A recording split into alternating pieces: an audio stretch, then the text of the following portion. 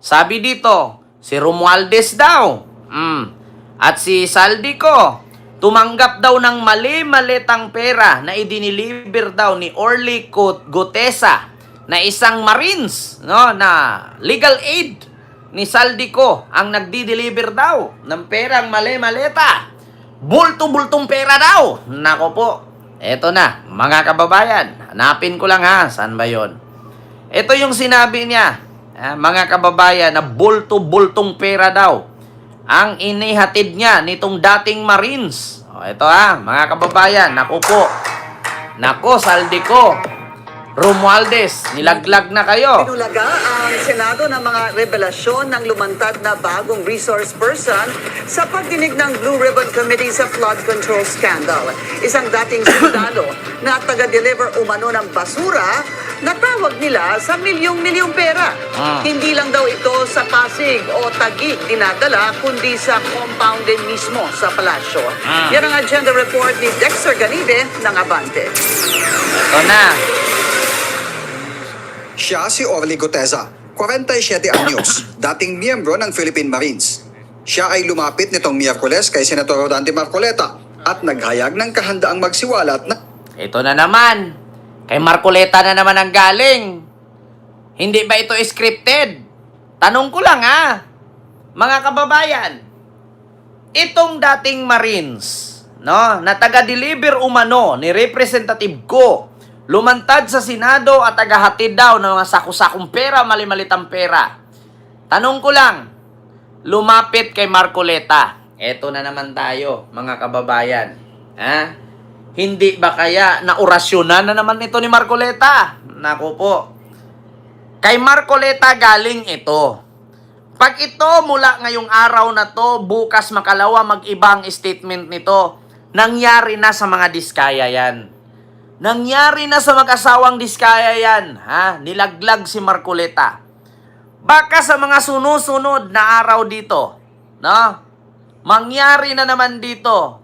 Naorasyonan na naman ito. Naku, Diyos mio Marimar. Ito Marcoleta, kapag umamin ito na naorasyonan mo, nadagdagan mo ng orasyon. Sa madaling salita, yung orasyon, yung yam-yam. Yung orasyon, yung salita ba? Kwento-kwento. Dagdag-dagdag, script. Pag ito, mapatunayan na may script na naman to ni Marcoleta, good luck ka talaga Marcoleta, sinabi ko sa'yo. kanyang nalalaman. Sa kanyang testimonya sa Blue Ribbon Committee, December 5 nung nakaraang taon, nang ma-hire siya bilang security consultant ni Ako Bicol Party List Representative Zaldico. Ang toka niya, mag-deliver ng basura. Tuwing may duty detail ako sa basura, pumupunta kami sa 28 Ladybug Corner, Dragonfly, Valle Verde 6, Pasig City. Tagabuhat lang ako ng malita ng basura. Ang ibig sabihin ng basura ay malita na may lamang pera. Ang bawat malita ay may lamang humigit kumulang 48 million pesos. Ang nabanggit niyang address ay bahay umano ni Congressman Ko. Bukod pa ito sa Horizon Residences sa Bonifacio Global City. Pinangalanan din ni Gutesa sina John Paul Estrada at Mark Texay na mga executive assistant umano ng kongresista na nakatoka namang tumanggap ng mga basura. May isa niyang pagkakataon na may kinuha silang mali-maletang pera mula sa Pasig. Ang isang ehemplo na nagdala ng pera ay si Congressman Eric Yap ng AXIS Party List. Si Congressman Eric Yap. Isang ehemplo. Nako po, mga kababayan, narinig ninyo Mamaya tatalakayin natin yan. Yung Congressman Eric Yap na yan, ng AXIS, no?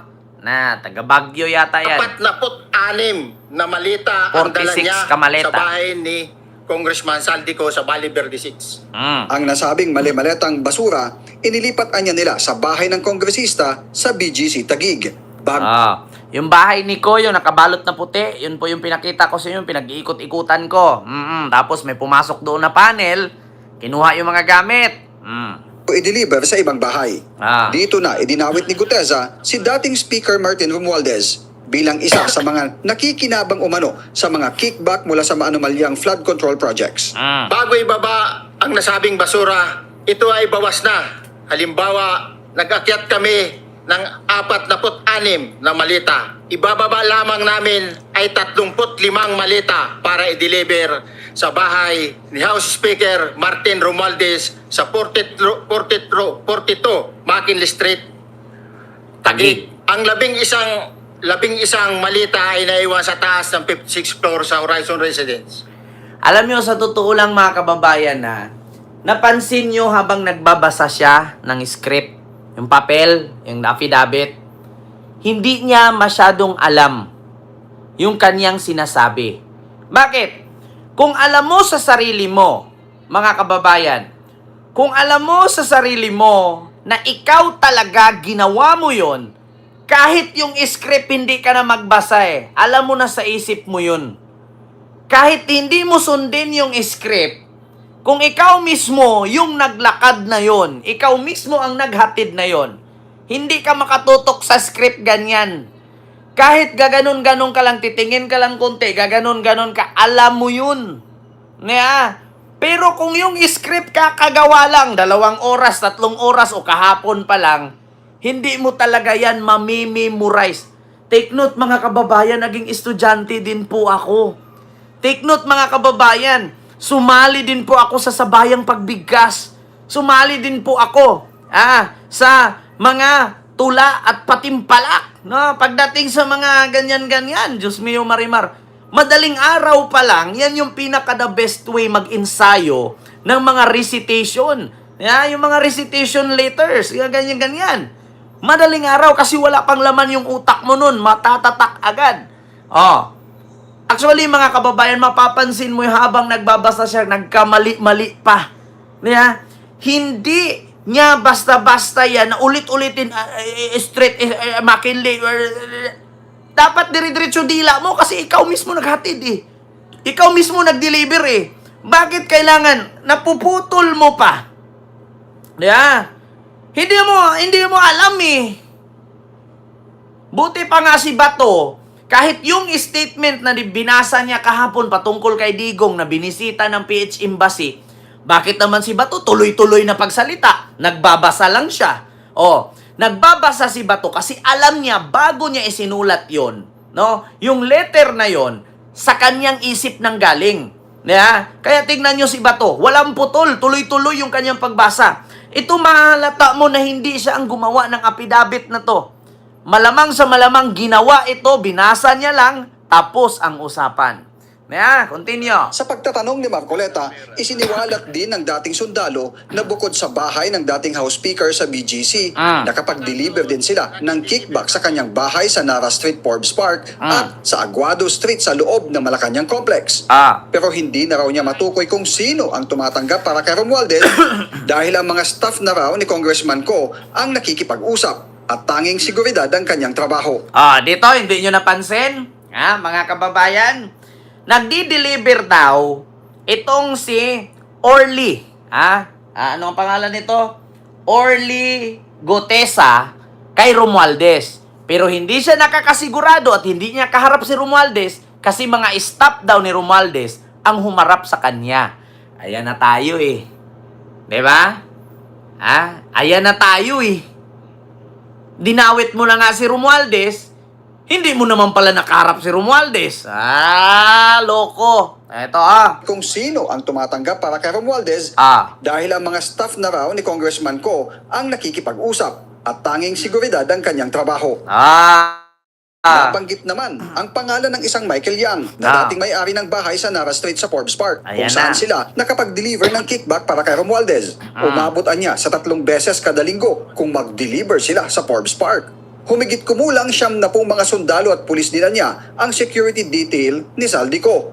Agosto nitong taon nang mag-resign daw siya bilang security consultant ng kongresista. Tapos, idinawit pa ni Marcoleta dito or dito sa isang witness ni Marcoleta, si Michael Yang. Nako, eto na mga kababayan. Gusto kong may tanong, paano magkaroon ng bahay si Michael Yang sa Forbes Park? Hindi naman yan Pinoy. Nako, Boy Toke, kung ako kaharap mo doon, pagtatawanan talaga kita. Paano nagkaroon ng bahay si Michael Yang at hahatiran ng kickback. No? Anong kinalaman ni Michael Yang sa DPWH? Alam niyo, mahirap eh. Kasi ang alam ko si Michael Yang, konektado lang yan sa Parmali. Konektado lang yan nung 2019 pandemic. Wala nang kinalaman si Michael Yang dyan. Paano nasingit si Michael Yang? Putang ina. Siyempre, yung mga bubong DDS, sasabihin agad, tignan mo, dinidiin-diin nila na si Tatay Digong daw, konektado ni Michael Yang. Samantalang ngayon, si Michael Yang, konektado pala kay Romualdez. Ayan na naman tayo. Oh, nakakatawa. Diyos mio, Marimar. Ala, boy toke, bahala ka na sa buhay mo. Kung dyan ka masaya, bahala ka. Kahiling niya ang proteksyon ng gobyerno dahil sa pangamba sa kanyang buhay at sa kanyang pamilya. Di ba? Hindi ko maintindihan kung sino ang idiniin dyan. No? Si Romualdez ba? Si Saldico ba? Or si Michael Yang ba? Alam nyo, minsan matatawa ako eh. Kababayan, kahit kayo nanood kanina, ang haba ng hearing nila, ilang oras yon, matatawa ka. Sa totoo lang, mga kababayan, yung pagdiin kay Romualdez, narinig ko, bakit may Michael Yang? Anong nangyari sa Michael Yang? Kailan ba si Romualdez naging konektado kay Michael Yang? So ito naman, mga kababayan, sumagot si Romualdez. Nako, humanda ka dyan. Humanda ka dyan, Dudong Dudong Orly. Ang palyedo niyan? Gutesa. Ito na, sumagot na si Congressman Romualdez. Ito po. Tinawag ni Leyte 1st District Representative Martin Romualdez na outright and complete fabrication. Eto na nga, mga kababayan. Nako, Diyos ko, Marcoleta, madadawit ka na naman ito. Tinawag ni 1st District Representative Martin Romualdez outright and complete fabrication at one exist or non-exist. Ang naging pahayag ng testigong iprinesenta ni Senator Rodante Marcoleta sa Senate Blue Ribbon hearing ngayong Huwebes. Ngayon, mga kababayan, ito I will tell you frankly, kung totoo ito na tagahatid itong isang Marines, no? Itong si Orly Gutesa. Kung totoo, imposible naman na walang mga CCTV sa bawat street. Siyempre, nagbigay ka ng statement, nagbaba ka ng affidavit, make sure na yun sa sinabi mo, sa affidavit na yun, may petsa, may araw, may buwan. Kailangan yan lalabas eh. Kasi kung hindi magtugma yung petsa, yung araw, yung buwan, at ang plate number ng sasakyan na dinrive mo, kung kanino nakaregistered, nako po, mga kababayan, mahirap yan. May oras yan. May oras, may petsa, may number ng sasakyan na dinrive niya. Kung talagang ang nagmamayari ng sasakyan ay si Saldico. Nako, matitris ng LTO yan eh. Kapag lahat yan ay hindi nagtugma at hindi driver yan ni Saldico, at kung saan sila nag-deliver, pwede niyong itanong sa mga security guard at sa homeowners association yung petsa na yon. Kasi bawat kalsada, may CCTV yan. Nako po, mga kababayan. Kapag hindi nag-match yan, sabi ko sa iyo, Marcoleta, sasabit ka. Pag si Romualdez ang bumalik dito, mga kababayan, kapag si Romualdez ang magbalik, i-representa ninyo yung sasakyan, kailan yan nag-deliver? Saang lugar yan? Make sure na mayroong CCTV kayong may pakita na hinatid yan doon sa bahay ko. Yung logbook doon sa security guard sa entrance ng village. Lalabas yan. Kapag ito ay hindi mangyaring lumabas lahat ng ebidensya, Mark Cubeta, sasabit ka talaga. Nako po. Sunod, sabi niya, naging pahayag ng testigong i-representa ni Senator Rodante Marcoleta sa Blue Ribbon Hearing Committee noong Huwebes, September 25 tungkol sa isang security detail na nag-deliver umano ng kickback sa kanyang bahay. This is clearly political and product of coaching. Ayan na, eto na. Sabi ni Romualdez yan This is clearly political And product coaching. Nako po, product coaching, tinuturuan. I will not allow this perjurious statement to pass unchallenged. Hindi ko ito palalampasin. Nako, ito na mga kababayan. Si Romualdez, gagalaw yan. Maniwala kayo sa akin mga kababayan. Kapag si Romualdez gagalaw, kapag ito'y hinanapan, kailan naghatid? Kasi hindi ka basta-basta papasukin mga kababayan sa isang gate ng subdivision or kasi ito sabihin ninyo BGC, napakahigpit po. Napakahigpit po ng pamunuan ng BGC. Hanggat hindi ka residente dyan, hindi ka makakapasok. Kailangan ng pirma yan. Kailangan ng logbook. Kailangan ng ID. Ako nga, pag pumasok ako sa mga ganyang subdivision, yung ID ko, ginaganon pa sa CCTV. Bago ka papasukin. Kahit nga mag-joyride ka, mag-angkas ka, yung ID ng driver ng joyride, ng angkas, iiwan dun sa guard bago ka lalabas. Bago siya lalabas.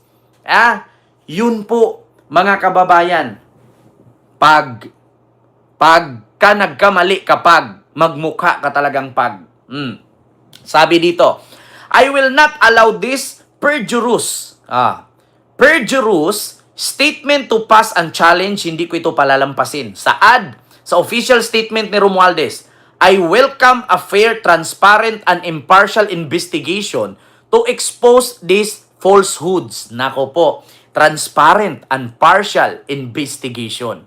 Humanda ka talaga dito, Boy Toke.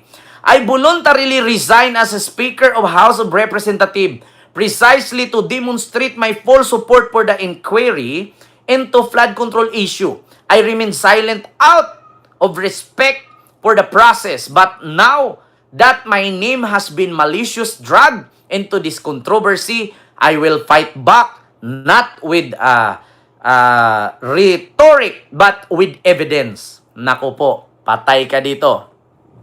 Marcoleta, ikaw pa naman dun ang namuno. Ikaw pa naman ang nagrepresenta. Na witness mo ito. Kahit kailan, hindi ako nagnakaw ng pondo ng bayan. Hindi ko kailangan ang perang galing sa masama to the Filipino people. I will to the solemn assurance. I will never betray your trust. Nako, patay ka dito. Banggain mo na, Marcoleta. Hindi ako sumasali dito, nagsabi lang. Kasi mahirap pangalan yan.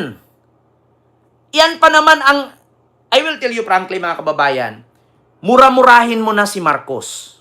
Bastusin mo na si Marcos, tawagin mo ng kung ano-ano. Hindi lumalaban yan. Pero si Romualdez, sinabi ko sa inyo mga kababayan, mas matindi pa kay Chavit yan. Ako na mismo nagsabi mas matindi pa kay Chavit yan. Mga kababayan, si Romualdez. Marcoleta, kung pinalagpas ka nung una doon sa script ng mga diskaya, ngayon mga kababayan, hindi na malalagpasan ni Marcoleta ito. Maniwala ka sa akin. Si Romualdez pa naman, ang bilis kumilos nito. Eto na, sunod. Mga kababayan. Diyos ko po, mga kababayan, si Romualdez, lumalaban. Eto,